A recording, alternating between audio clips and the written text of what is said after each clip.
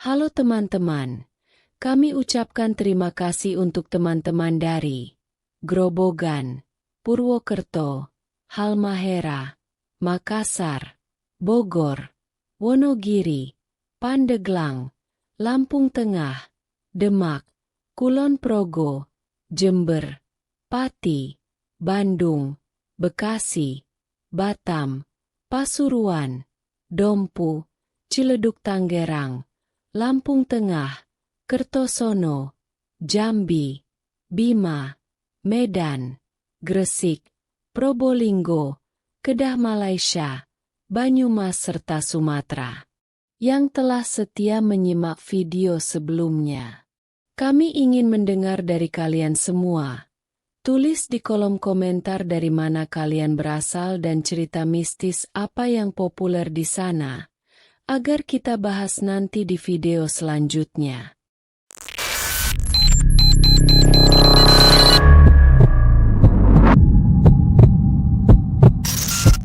Apakah kalian percaya bahwa ada tempat-tempat di mana pantangan dan mistis bersatu? Di kampung terpencil ini, ada kisah menegangkan tentang dua penjual sate yang tak hanya bersaing, tapi juga terseret ke dalam dunia gaib. Ketika pantangan dilanggar, sesuatu yang mengerikan terjadi. Assalamualaikum warahmatullahi wabarakatuh. Berjumpa kembali dengan saya Rista di channel Horror Visuals. Di jalan raya itu, hanya mereka berdua saja yang berjualan.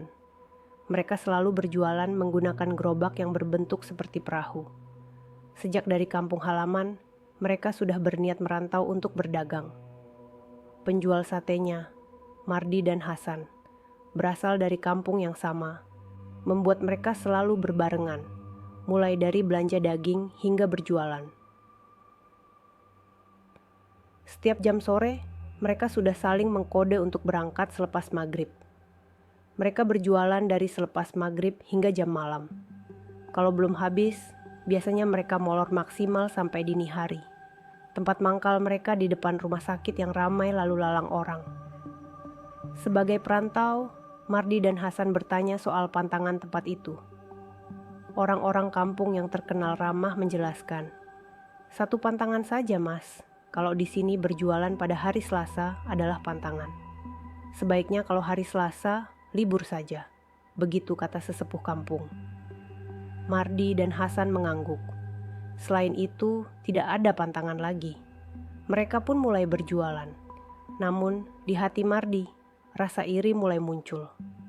Hal itu dikarenakan jualan Hasan lebih laris dibanding jualan Mardi, padahal gerobak mereka berdampingan. Orang-orang lebih memilih membeli di tempat Hasan. "Maaf mas, satenya sudah habis." Di tempat Hasan, satenya selalu cepat habis. Sementara Mardi hampir tidak ada yang beli. Hanya satu porsi yang terjual. Mardi menghela napas dan merasa sabar, tapi dalam hatinya terus mengumpat. "Kenapa daganganku nggak habis-habis ya?" Mardi mulai merasakan keputusasaan. Ia diam saja, tidak mau bicara banyak kepada Hasan, dan Hasan pun pamit pulang.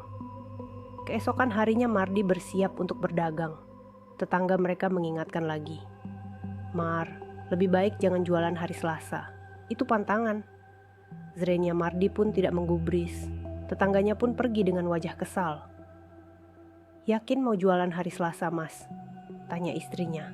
"Asih." "Yakin," jawab Mardi. "Memangnya kenapa?" "Jangan takut sih. Ini kesempatan kita untuk merebut pelanggan Hasan." Mardi pun berangkat berjualan, meskipun hatinya sedikit ragu. Saat sampai di tempat mangkal, jalanan malam itu terasa lengang. Tidak seperti malam biasanya. Mardi merasa malam semakin dingin hingga menusuk tulang-tulangnya. Rumah sakit tampak ramai, tapi tidak ada yang membeli satenya. Tak lama, ada perempuan berwajah pucat yang memesan 3 porsi sate. Mardi dengan cekatan menyiapkan pesanan. "Sebentar ya, Mbak, plastiknya habis." Saat ia mencari plastik dan berdiri kembali, perempuan itu sudah menghilang. Mardi mencari ke sekitar, namun perempuan itu tidak ada. Tidak mungkin ia menghilang begitu saja. Tubuh Mardi terasa beku dan kaku. Perasaan merinding mulai menjalar di tubuhnya. Hujan mulai turun, Mardi memutuskan untuk pulang.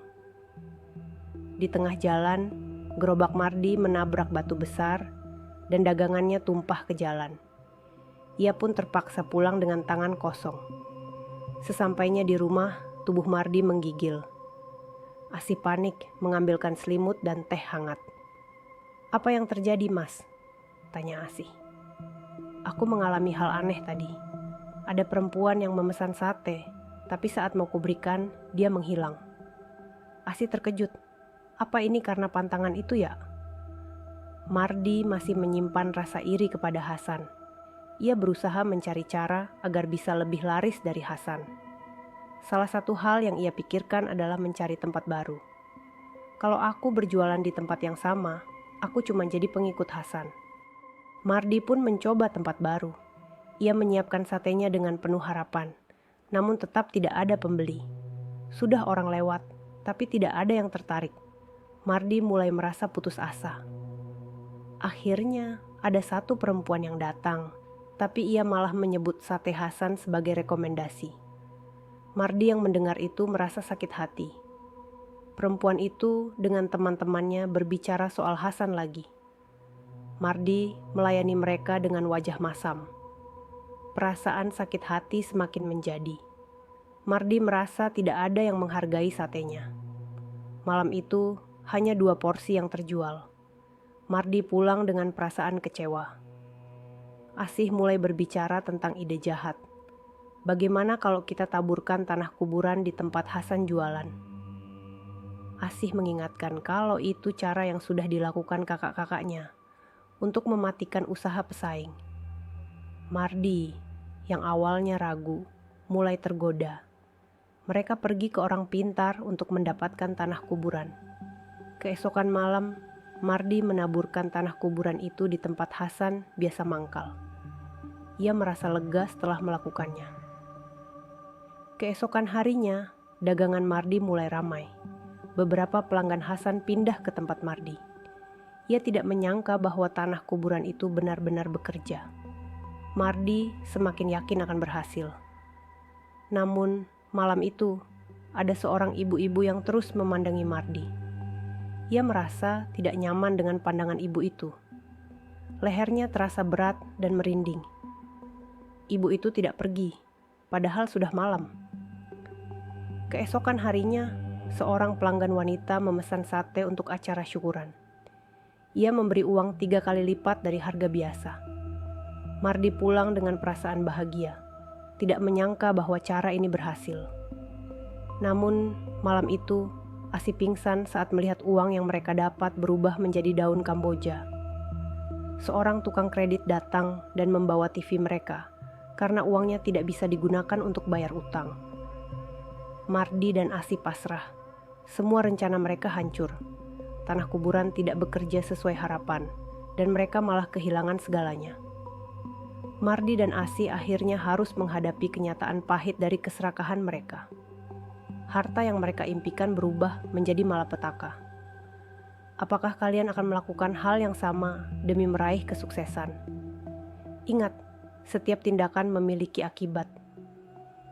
Jangan lupa untuk like, subscribe, dan aktifkan lonceng notifikasi agar tidak ketinggalan kisah-kisah horor lainnya. Sampai jumpa di cerita menyeramkan berikutnya hanya di Horror Visuals.